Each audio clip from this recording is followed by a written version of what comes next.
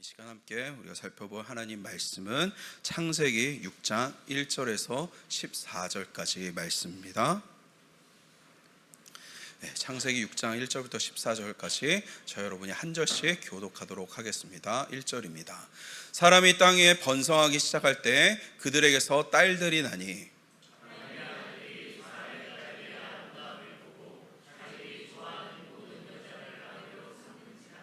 여호와께서 이르시되 나의 영이 영원히 사람과 함께하지 아니하리니 이는 그들이 육신이 됨이라. 그러나 그들의 날은 120년이 되리라 하시니라.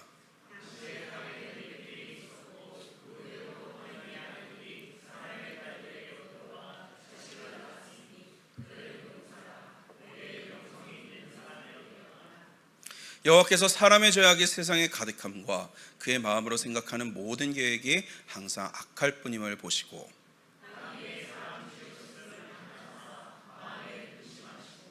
이르시되 내가 창조한 사람을 내가 지면에서 쓸어버리되 사람으로부터 가축과 기는 것과 공중의 새까지 그리하리니 이는 내가 그것들을 지었음을 한탄함이니라 하시니라. 이것이 노아의 족본이라. 노아는 의인이요 당대의 완전한 자라. 그는 하나님과 동행하였으며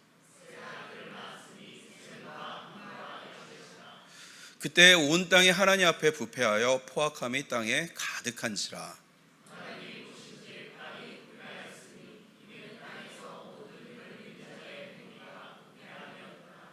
하나님이 노아에게 이르시되 모든 혈육 있는 자의 포악함이 땅에 가득함으로 그 끝날이 내 앞에 이르렀으니 내가 그들을 땅과 함께 멸하리라. 너는 고페르 나무로 너를 위하여 방주를 만들되 그 안에 칸들을 막고 역청을 그 안팎에 칠하라. 아멘. 오늘 우리는 인류 역사상 가장 비극적이었던 노아의 이 홍수 시대를 말씀으로 살펴보려고 합니다. 여러분 너무나도 잘 아는 이 홍수 심판 내용을 들으실 때 어떤 이 생각이 드시는지요? 40일 동안 끊임없이 정말 몰아치는 그 무서운 빗줄기와 또 150일 동안이나 물속에 잠겨서 아무런 생명체도 남아나지 않게 된 이 무서운 재앙과도 같은 심판의 모습을 아마 대부분 떠올리실 것입니다. 그러나 여러분 오늘 우리는 단순히 이런 심판만을, 무서운 심판만을 떠올리는 것이 아니라 도대체 왜 우리가 흔히 하나님은 사랑이시다라고 하시는데 그렇다면 이 사랑의 하나님께서 도대체 왜 당신이 만드신 그 보시기에 심히 좋았더라라고 하셨던 그 세상을 친히 심판하셔야만 했는가라는 근원적인 질문을 던져보면 좋겠습니다. 이 질문에 대한 답을 찾기 위해 우리는 성경의 첫 장, 이 창세기 1장으로 돌아가야 합니다. 하나님의 창조가 무엇인지를 알아야 인간의 타락과 죄가 무엇인지 정확하게 정의할 수 있기 때문이죠. 지난 금요 기도에서도 우리가 함께 살펴보았던 것처럼 성경의 시작인 이 1장에서 하나님께서 태초에 이 천지를 창조하실 때 가장 핵심적으로 행하셨던 사역이 무엇이었습니까? 하나님께서는 흙을 빚거나 무엇인가를 만드는 것만큼이나 너무나도 중요한 일을 한 가지 하셨는데 바로 나누시는 일이었습니다. 하나님의 창조 과정을 다시 한번 떠올려 보십시오. 창세기 1장 4절에서 하나님께서는 빛을 만드신 후에 어떻게 했습니까? 빛과 어둠을 나누셨습니다. 6장과 7절에서는 궁창을 만드시고 궁창 아래의 물과 궁창 위의 물을 또 어떻게 하셨을까요? 나누셨습니다. 9절에서는 물은 한 곳으로 모이게 하시고 뭇, 즉 땅이 드러나라 라고 하시며 바다와 육지를 또 어떻게 하셨을까요? 나누셨습니다. 생물들을 만드실 때도 어떻게 하셨습니까? 막 섞어서 아무렇게나 만드신 것이 아니라 각기 종류대로, 즉 생명을 창조하시는 그 순간에도 각 동물들의 경계를, 종류대로 경계를 분명히 나누셨다라는 것을 우리는 확인할 수 있습니다. 여러분, 하나님께서는 왜 이렇게 철저하게 선을 긋고 나누셨을까요? 세상은 경계가 없는 것이 자유다 또는 섞이는 것이 좋은 것이다 라고 말하지만 창조의 원리는 다릅니다. 하나님은 경계가 있어야 생명이 산다고 지금 창조의 기사를 통해서 우리에게 말씀하시고 계신 것이죠. 여러분 한번 강물을 떠올려 보시기 바랍니다. 강물이 지금 우리 한강을 떠올려 보셔도 되고, 그 강물이 아름답게 보이고 생명을 주는 이유가 무엇입니까? 강둑이라는 그 경계가 강물을 붙잡고 강이 흐르도록, 그 길로만 흐르도록 물을 붙잡고 있기 때문에 가능한 것이죠. 그런데 만약 강물이 갑자기 우리 청소년부 친구들처럼 사춘기가 찾아왔는지, 나는 더 이상 이렇게 구속받기 싫어, 나는 자유로워질 거야 하면서 강둑을 뛰어 넘어버리면 무슨 일이 벌어질까요? 그것은 더 이상 강이 아닌 홍수가 되어버리고 맙니다. 그때부터는 생명을 살리는 시원한 물이 아니라 모든 살아있는 것들을 쓸어버리는 죽음의 물이 되어버리는 것이죠. 우리 몸도 마찬가지입니다. 위장은 위장대로, 심장은 심장대로, 머리는 머리대로, 손은 손대로 이렇게 각자의 위치에서 구별되어 있어야 살아가게 됩니다. 그런데 우리 몸도 갑자기 우리가 다 같이 하나가 되어버리자 라면서 장기들이 막 서로 자기 마음대로 막 뒤섞여 버리면 어떻게 될까요? 우리는 그것을 병이라고 부르고 심하면 암이라고도 부릅니다. 세포의 경계가 무너지는 것, 그것이고 죽음인 것이죠. 이렇듯 모든 생명은 확실한 경계선 안에 존재하고 있습니다. 그래서 성경이 말하는 이 거룩이라는 단어를 히브리어 이 단어로 살펴보면 카도시라고 하는데, 이 카도시의 원뜻을 살펴보면 바로 잘라내다, 구별하다라는 의미를 내포하고 있습니다. 즉 하나님 보시기에 아름다운 세상은 어떤 세상이냐, 섞여있는 막 뒤죽박죽 섞여있는 세상이 아니라 거룩하게 나뉘어서 구별된 세상이라는 것입니다. 사망의 바이러스로부터 생명을 잘라내어서 보호하는 것, 죽음의 혼돈으로부터 생명의 질서를 나누어서 잘라내어서 살게 하는 것, 세상의 위험한 세상의 물결들이 내 영혼을 침범하지 못하도록 선을 분명하게 긋는 것, 이것이 바로 창조에서 드러난 하나님의 거룩인 것이죠. 하나님은 이 질서 정연한 나님을 보시고 무엇이라고 하십니까? 보시기에 좋았더라고 말씀하시고 계신 것입니다. 그런데 여러분, 오늘 우리가 읽은 이 본문이 창세기 6장에 들어서며 그 아름다운 창조의 질서가 무너지기 시작하는 끔찍한 현장이 기록되어 있습니다. 오늘 본문 1절과 2절을 함께 읽도록 하겠습니다. 사람이 땅 위에 번성하기 시작할 때 그들에게서 딸들이 나니 하나님의 아들들이 사람의 딸들의 아름다움을 보고 자기들이 좋아하는 모든 여자를 아내로 삼는지라. 아멘. 여러분, 창조가 나누는 것이었다면 죄악된 세상의 특징은 무엇입니까? 섞이는 것입니다. 그런데 아마 이 구절을 보시면서 섞이는 것보다 저 하나님의 아들들, 또 사람의 딸들이 대체 누구냐에 아마 더 관심이 가시고 그것에 좀 헷갈려 하시고 어려워하시는 분들이 많으실 텐데요. 어떤 분들은 이 하나님의 아들들은 천사들을 가리키고 사람의 딸들은 인간 여자를 가리킨다. 그래서 천사가 저 하늘로부터 땅에서 내려와서 인간과 결혼해서 네피림이라는 저 괴물과도 같은 거인을 낳았다라는 식으로 알고 계신 분들도 계실지 모르겠습니다. 그러나 이것은 올바른 성경적인 해석이 아닙니다. 왜냐하면 예수님의 말씀 때문인데요. 예수님께서 하신 마태복음 22장 30절 말씀을 우리 한번 다 같이 읽도록 하겠습니다. 부활 때에는 장가도 아니 가고 시집도 아니 가고 하늘에 있는 천사들과 같으니라. 아멘. 이 구절은 우리가 부활한 후의 모습에 대해서 주님께서 알려주시는 부분인데, 주님께서 무엇이라고 합니까? 다시 한번 말씀 띄워주시겠어요? 천사들은 어떻게 합니까?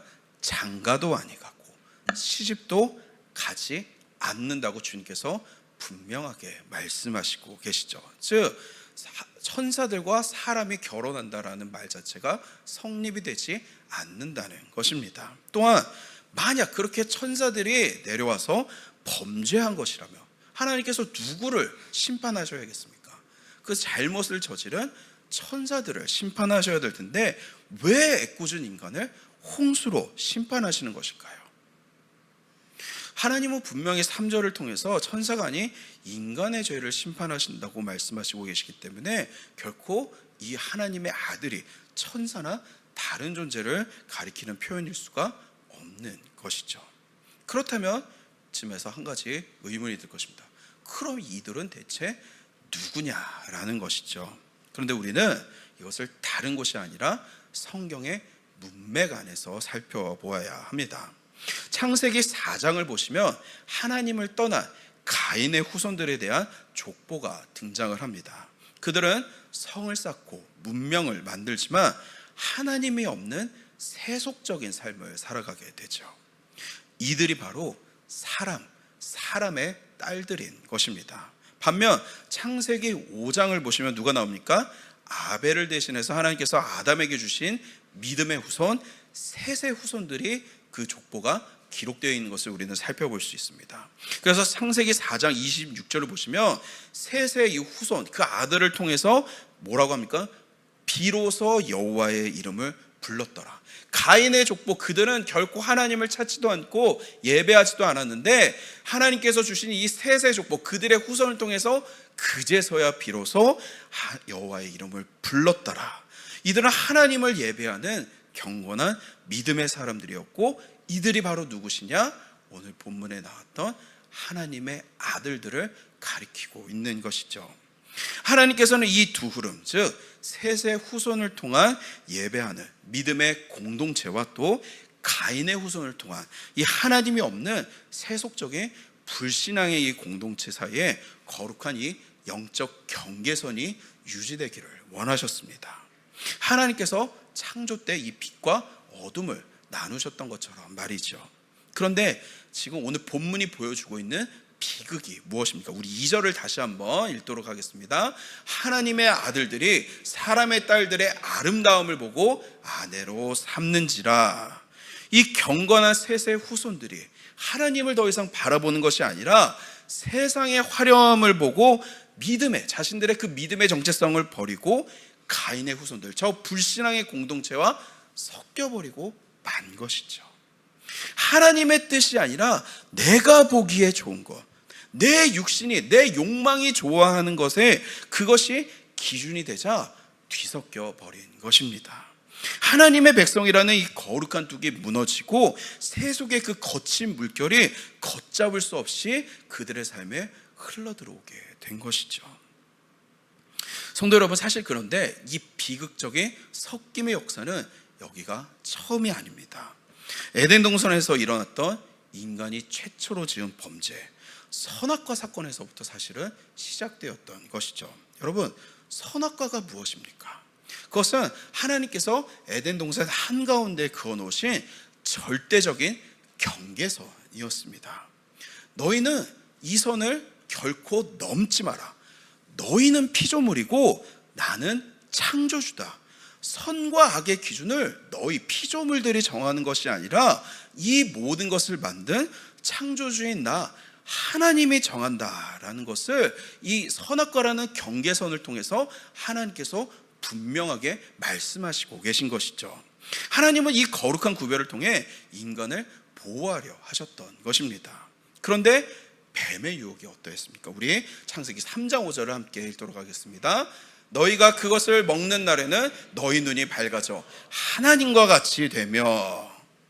인간은 이 뱀이 말한 하나님과 같이 되며, 하나님같이 된다는 이 유혹에 넘어가서 감히 피조물의 자리와 창조주의 자리를 어떻게 하는 건가요? 섞어버리려 한 것입니다. 하나님의 뜻과 내 욕망을 섞어버린 것입니다.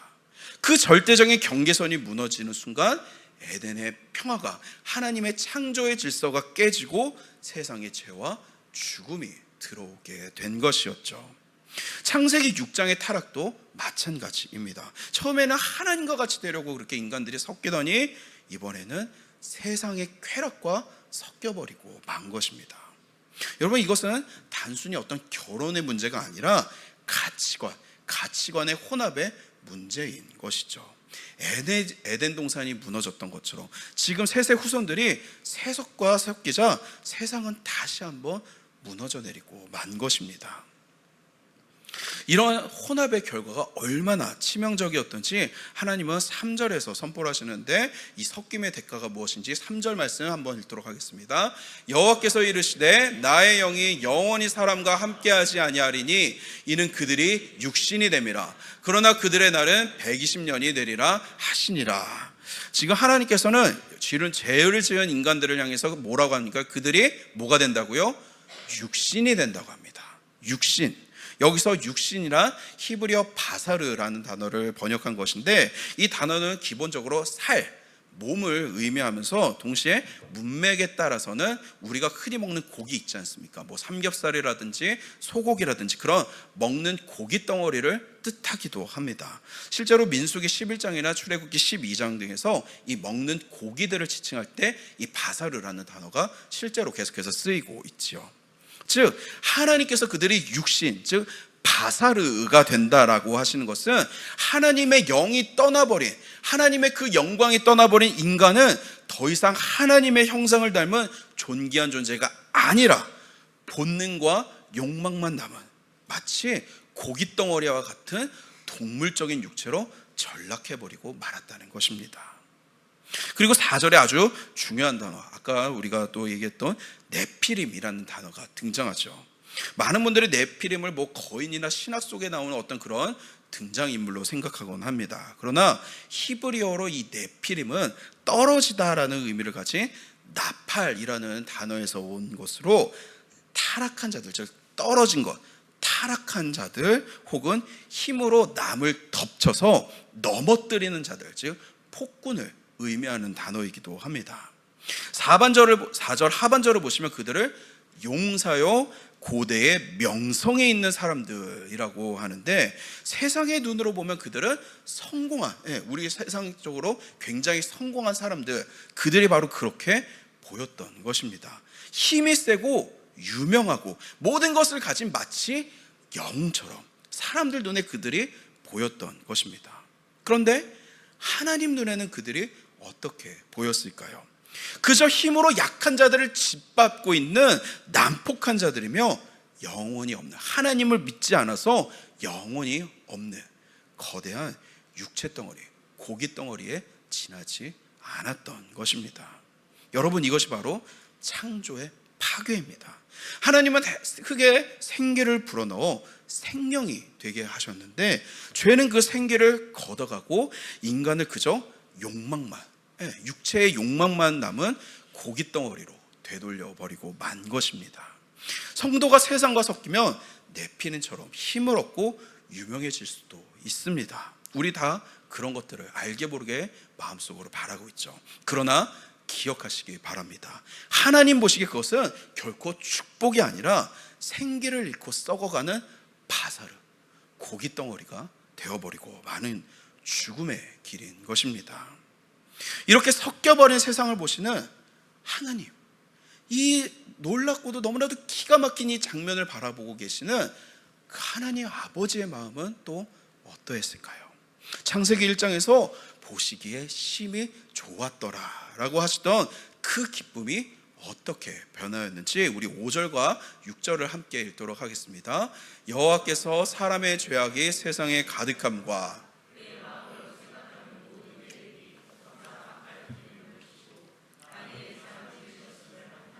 마음에 근심하시고, 여러분 여기서 6절에 한탄하사 그리고 근심하시고 라는 단어에 주목해 보면 좋겠습니다. 여러분, 이것은 지금 하나님께서 단순히 어떤 화가 막 치밀어 올라서 내가 왜 그랬을까? 그냥 막 한탄하시고 화를 내시고 어떤 하나님의 단순한 지금 감정을 표현하고 계신 그런 표현이 아닙니다. 이 부분을 원어로 우리가 살펴보시면 가슴이 찢어지는 듯한 고통, 또 숨을 쉴 수 없을 정도의 그 큰 아픔을 의미하고 있습니다. 여러분, 이 아픔이, 하나님 아버지의 지금 아픔이 어떤 것인지 상상이 가십니까? 여러분들의 한번 자녀를 한번 생각해 보십시오. 낳을 때부터 온갖 정성을 당해서 입히고 먹이고 사랑으로 키운 내 자녀가 어느 날 갑자기 나쁜 친구들과 섞이기 시작해버립니다. 막 술도 마시고 마약에도 손도 대고 막 도박에 빠지고 완전히 망가져가고 있는 것이죠.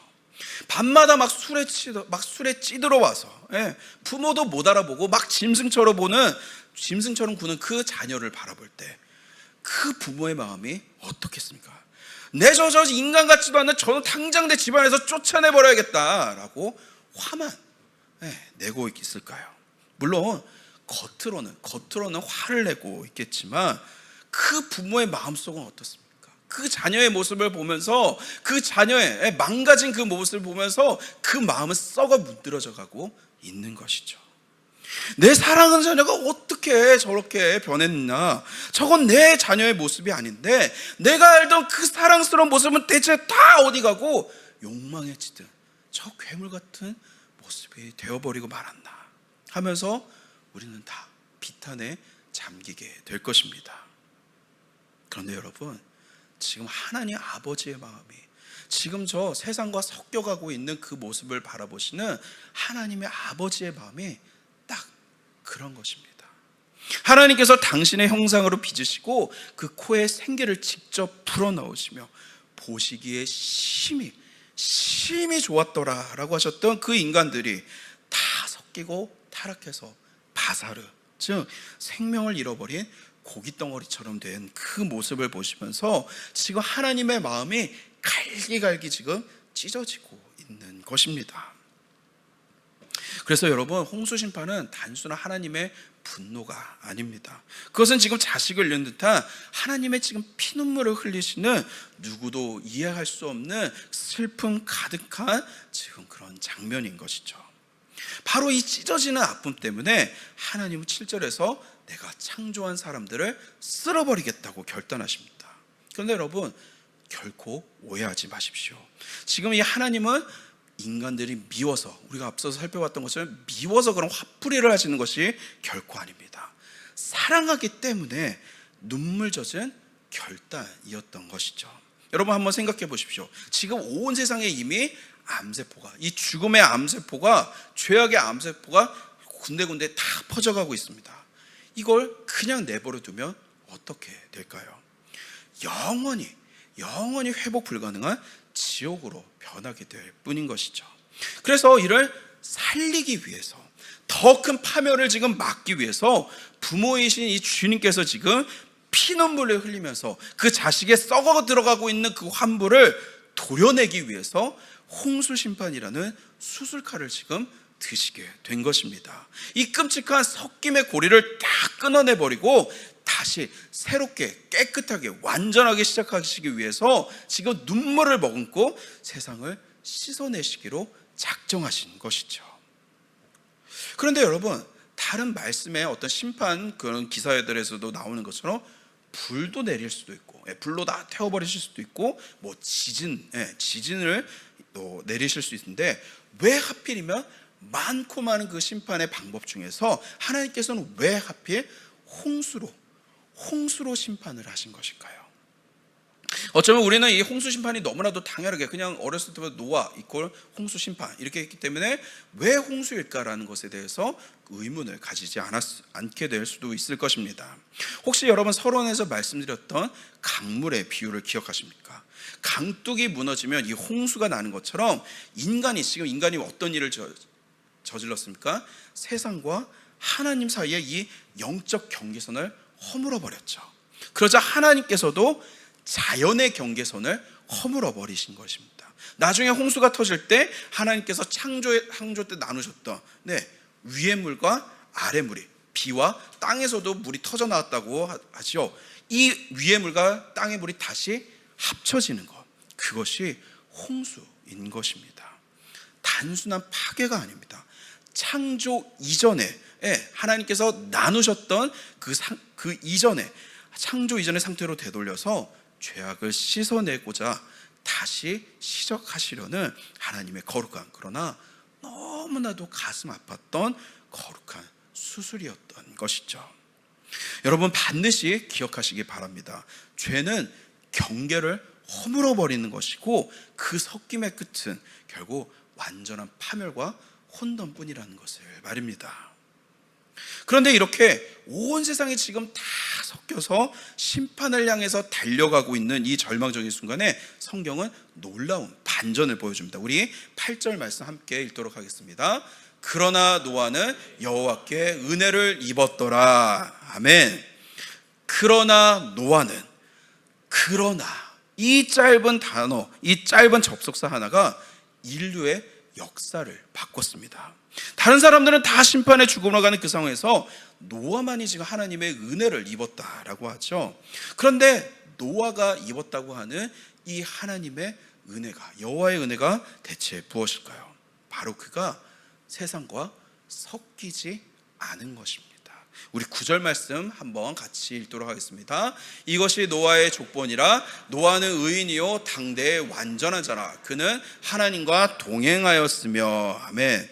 여러분, 노아가 의인이요 당대의 완전한 자라고 했기 때문에 노아가 원래 태어날 때부터 굉장히 선한 사람이었기 때문에 이 사람이 자신의 모든 행동과 그것들을 그냥 너무나도 선하고 잘했기 때문에 하나님께서 노아를 너무 이쁘게 생각하시고 그에게 구원을 주셨구나, 그의 그런 잘한 공로를 보시고 구원하셨구나, 우리는 그렇게 생각할 수 있습니다. 그러나 여러분, 이 말의 의미는 노아가 어떤 공로가 있다는 것이 아니라 세상 모든 사람들이 지금 사람의 딸들을 쫓아 육체의 쾌락으로 지금 달려가고 있을 때 노아만이 홀로 방향을 돌려 믿음으로 하나님을 향해 서 있었다는 것입니다. 그런데 어떻게 해요?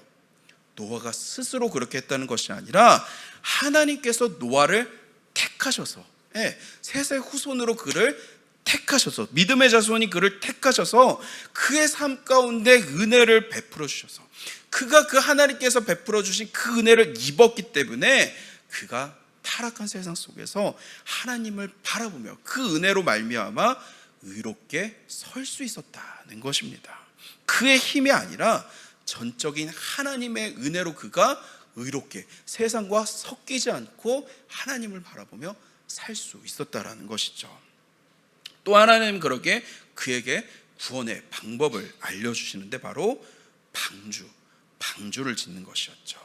우리 놀라운 구원의 비밀이 숨겨진 본문 마지막 절인 14절을 함께 읽도록 하겠습니다. 너는 고페르나무로 너를 위하여 방주를 만들 때 그 안에 칸들을 막고 역청을 그 안팎에 칠하라. 아멘. 방주를 지을 때 하나님께서는 아주 독특한 명령을 하시는데 그냥 아무 나무로 만들라, 큰 나무로 만들라 이런 것이 아니라 정확하게 고페르라는 나무로 방주를 만들고 거기에 코페르, 역청인 코페르를 칠하라고 하십니다. 히브리어로 보면 고페르라는 이 나무와 또 역청을 의미하는 코페르, 뭔가 발음이 비슷하다는 거 여러분 느껴지십니까? 그런데 여러분, 여기 한 가지 더, 마지막에 지금 칠하라라고 번역된 히브리어 역시 무엇이냐면 카파르입니다. 고페르, 코페르, 카파르. 지금 뭔가 계속 비슷한 단어, 언어 유희로 지금 하나님께서 일부러 이렇게 사용하셨다는 것을 알 수 있는데 여기에는 아주 깊은 의미가 담겨져 있습니다. 먼저 이 고페르 나무는 정확하게 사실 무엇인지 학자들 사이에서 의견이 분분하지만 대부분 이것이 무엇이냐, 잣나무나 어떤 편백나무처럼 단단하면서도 그것을 이제 베거나 했을 때 그 안에서 끈적한 진액이, 역청과 같은 그 진액이 많이 흘러나오는 나무였을 것으로 봅니다. 즉 나무가 쪼개지나 상처가 나면 역청과 같은 지금 진액을 쏟아내는 그런 나무인 것이죠.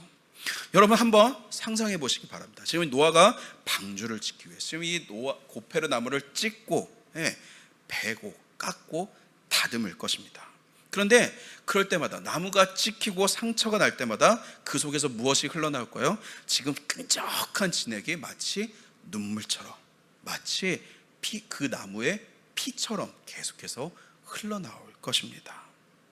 여러분, 즉 하나님께서는 지금 그냥 아무 나무가 아닌 일부러 자신의 몸이 상할 때 진액을 쏟아내는 고페르 나무를 통해서 방주를 짓게 하신 것이죠. 그런데 그 위에 지금 바르라고 하신 역청, 코페르, 이 코페르는 무엇일까? 이 역청을 뜻하는 코페르라는 단어는 구약 성경에서 속죄라는 의미를 의미를 가진 히브리어 키프르, 이 키프르라는 단어와 같은 뿌리를 가지고 있습니다.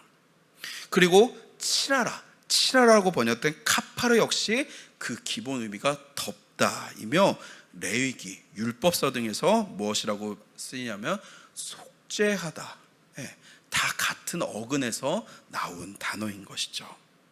여러분, 이것이 무엇을 보여주고 있습니까? 방주는 그냥 만들어진 배가 결코 아니었습니다. 방주를 짓기 위해 사용된 이 고페르 나무는 우리를 위해 십자가 위에서 찢기신 예수 그리스도의 몸을 상징합니다. 그리고 그 나무가 상처 입어서 쏟아낸 그 진액, 방주 위에 바른 그 코페르 역청은 십자가에서 그 찢기신 몸에서 흘러나와 우리의 죄의 틈을 단단하게 메꾸시는 예수 그리스도의 보혈을 상징하는 것이죠. 심판대에 지금 방주 밖은 심판의 물들로 지금 넘실넘실거리고 있습니다. 모든 것이 뒤섞인 지금 태초 때와 같은 혼돈과 공허로 가득한 죽음의 물이 지금은 그 밖에 가득해 있죠. 그 물이 조금이라도 그 방주의 틈 안으로 스며들어오게 된다면 어떻게 될까요? 방주는 가라앉고 그 속에 있는 노아를 비롯한 모든 생명체는 죽음을 맞이할 수밖에 없습니다. 그래서 하나님은 그 안팎에 역청을 칠하라고 하셨습니다. 십자가에서 흐른 그 주님의 붉은 보혈로 내 인생의 갈라진 틈, 죄악의 틈, 세상이 밀고 들어오는 그 모든 구멍, 죄악의 통로를 꼼꼼하게 지금 보혈로 막으라는 것이죠. 우리는 마치 배가 물 위에 떠 있듯이 세상 속에 살고 있지만 세상의 가치관과 죄악이라는 이 물이 내 영혼 속으로 들어오지 못하게 예수의 보혈로 막아내는 것, 이것이 우리 성도가 살아가야 할 삶인 것입니다. 오늘날의 교회가, 그리고 성도인 우리가 바로 이 방주처럼 되어야 할 줄로 믿습니다. 세상은 홍수처럼 우리를 틈만 나면 계속해서 집어삼키려고 합니다. 돈이 최고라고, 쾌락이 최고라고, 경계를 허물고 섞이라고 틈만 나면 우리의 가장 연약한 부분을 계속해서 그분을 파고들면서 세상의 가치관으로 우리 영혼 속에 계속해서 계속해서 밀고 들어오려고 하죠. 그때 우리는 무엇을 해야 합니까? 오직 우리의 코페르 대신 예수님의 말씀을 그 틈에 발라야 하는 것입니다. 말씀의 역청을 내 눈과 귀와 마음에 발라서 세상의 그 더러운 것들이 스며들어오지 못하도록 철저하게 세상과 나누고 막아내야 하는 것입니다. 따라서 여러분, 구원이란 무엇입니까? 이 섞여버린 세상의 더러운 죄악의 이 진흙탕 속에서 하나님께서 친히 그 세상에서 우리를 친히 건져내어 방주에 태우시고 보혈의 역청을 우리에게 발라 이제 너는 내 것이다, 너는 세상에 속하지 않았다라고 나누시며 우리를 쾅 인치시는 것, 이것이 바로 저와 여러분, 우리 모두가 받은 구원의 은혜인 것입니다. 이제 말씀을 맺겠습니다. 사랑하는 성도 여러분, 오늘 우리는 죄가 얼마나 무서운 것인지, 이 세상의 혼탁함이 얼마나 거센지 살펴보았습니다. 그런데 여러분, 솔직하게 우리 한번 나 자신의 모습을 한번 돌아봅시다. 섞이지 말아야지, 구별된 삶을 살아야지 하면서 솔직히 매번 결단하지만 우리가 매번 예배당을 빠져나오면 어떻습니까? 우리의 의지는 너무나 연약하죠.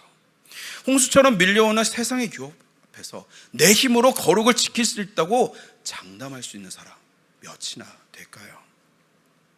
우리는 매일 넘어집니다.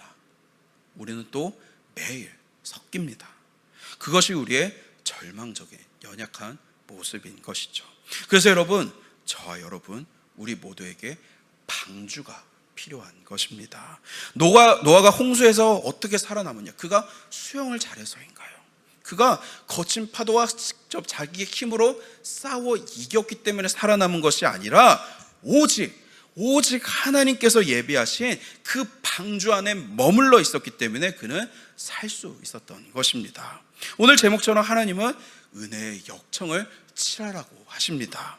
나무 틈새를 메우는 그 역청, 즉 예수 그리스도의 보혈이 덮여 있었기에 물이 들어올 수 없는 것입니다. 노아가 했던 100년가량 그 방주를 만들기 위해 했던 그 노력이 배를 띄운 것이 아니라 주님의 그 역청의 은혜가 노아를 보호하여 주고 배를 물로부터 안전하게 보호하여 주었던 것이죠. 여러분, 우리가 매일 하고 있는 기도, 또 매일 성경을 통해 하는 묵상도 마찬가지입니다. 이것은 우리가 하나님께 보여드리기 위해서 막 매일 숙제처럼 하는 어떤 공로나 숙제가 결코 아닌 것이죠. 기도가 무엇입니까? 내 힘으로 이 세상을 이길 수 없기 때문에 주님, 그 주님의 보혈로 나를 칠하고 덮어주시옵소서라고 은혜의 역청을 바르는 시간이 바로 기도 시간인 것입니다. 말씀 묵상은 또 무엇입니까? 홍수 같은 이 세상의 한복판에서 내가 살 수 있는 유일한 안전지대, 은혜의 방주 안으로 내 영혼을 피신시키는 그런 시간인 것이죠. 사랑하는 성도 여러분, 여러분의 의와 노력을 내려놓으시기 바랍니다. 내 힘으로, 내 노력으로 거룩해지려고 하지 마시기 바랍니다. 오직 하나님의 은혜, 그 은혜를 의지하시는 저와 여러분 되시기를 축복합니다. 세상이 흔들리고 우리 마음이 무너져 내려갈 때 우리를 살리는 것은 나의 어떤 결단, 내가 결단했기 때문이 아니라 오직 우리를 덮으시는 예수 그리스도의 보혈이 우리를 살리는 것임을, 그것이 우리의 생명됨을 기억하시기 바랍니다. 노아가 방주 안에서 안전할 수 있었던 것은 그가 의로워서가 아니라 역청이, 그의 삶에 하나님께서 역청을 칠해 주셨기 때문입니다. 오늘 우리도 마찬가지입니다. 우리가 거룩한 성도로, 하나님의 백성으로 이 험한 세상에서 무너지지 않고 지금 이 자리에 서 있을 수 있는 것, 내 힘이 아니라 오직 나를 덮으시고 계신 주의 은혜 때문인 것이죠. 우리의 공로는 없습니다. 이번 한 주 오직 십자가의 보혈, 그 완전하신 사랑만을 힘입어서 세상과 구별돼 하나님이 보시기에 거룩한 주의 자녀로 살아가시는 복된 저와 여러분 다 되실 수 있기를 우리 주님의 이름으로 축원합니다.